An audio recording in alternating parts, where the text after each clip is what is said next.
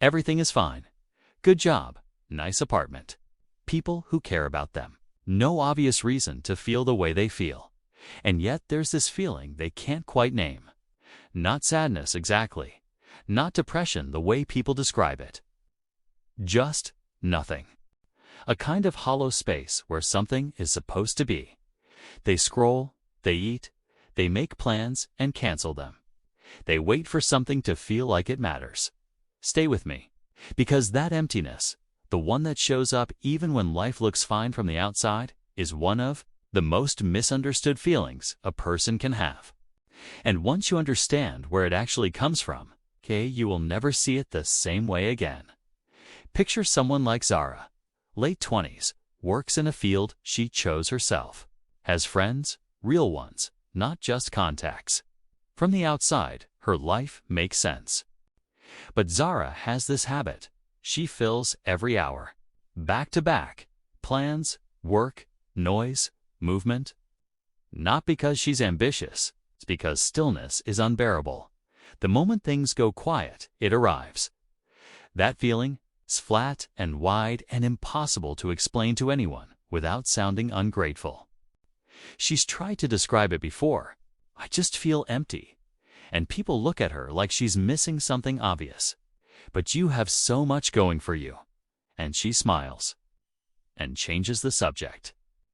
And books something else into her calendar so the stillness doesn't get a chance to catch up.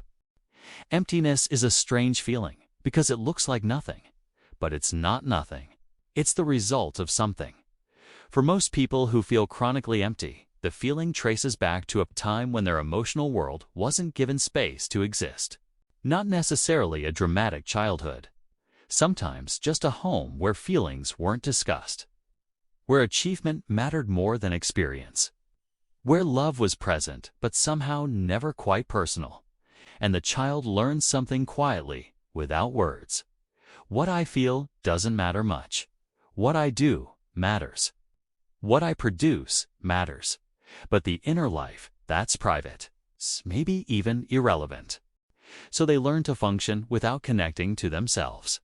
They go through the motions, school, work, relationships, without ever quite landing inside their own experience. Zara was 12 when she realized she didn't know what she actually liked. Not what she was good at, not what looked impressive. What she actually genuinely liked.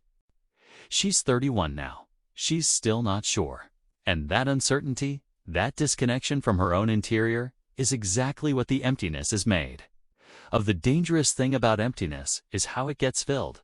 Not with things that last, with things that work briefly. Scrolling, overeating, overworking, relationships that move fast because fast feels like feeling something. Shopping, planning trips that sound more exciting to announce than to actually take. None of it fills the hollow. It just covers it. And when the coverage wears off, which it always does, the emptiness is still there, usually a little bigger than before. What it costs in relationships is real too.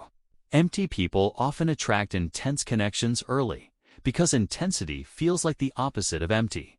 But intensity fades, and what's left is the same hollow. Just now with someone else watching them not know how to fill it. Zara has ended 3 relationships this way. It's not because the people were wrong, because when things settled into something real and quiet, she felt nothing. And feeling nothing scared her more than feeling bad. I want to say something careful here. Sometimes emptiness is a symptom of depression, of burnout, of something that genuinely needs professional support. And if that's where you are, that matters. Please don't sit alone in it. But other times, emptiness is a signal. Not that something is broken, but that something has been ignored for a very long time. The inner life that was never given space. The preferences that were never asked about. The feelings that were filed away so efficiently they stopped arriving altogether. The emptiness isn't the problem. It's the map, pointing inward. To the place that was left behind, Zara did something small last year. She took one Sunday and left it empty.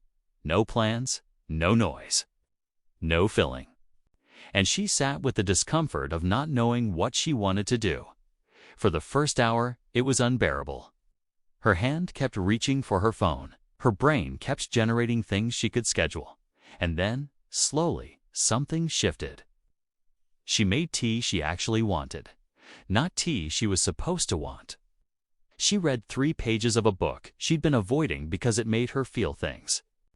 She sat by the window and watched the street and felt not happy exactly, but present, like she was actually there in her own life for the first time in longer than she could remember.